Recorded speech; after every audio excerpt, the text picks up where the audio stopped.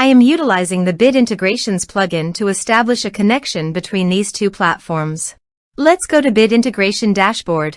Create integration.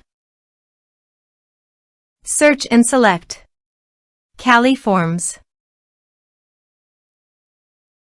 Copy the webhook URL and fetch it. Now go to the Cali Forms dashboard and edit the form. Go to the setting and click on webhook. Give here a name.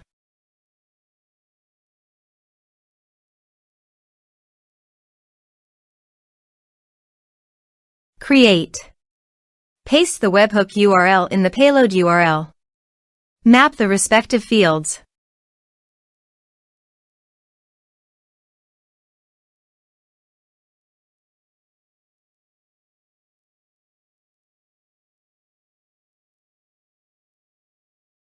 Save.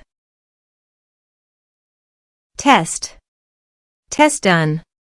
Now go to Bit Integrations dashboard, and here you can see the data is fetched successfully. Set actions. Search and select an action. WooCommerce. Connect. Next. Select a module. I will create a customer, so I am choosing to create customer. Map the respective fields. Here are advanced features in conditional logic. If you want, you can use it for your own requirement.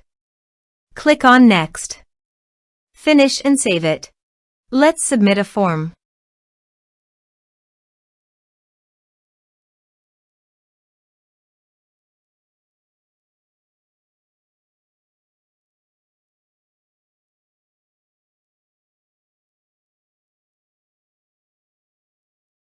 Click on Send Message.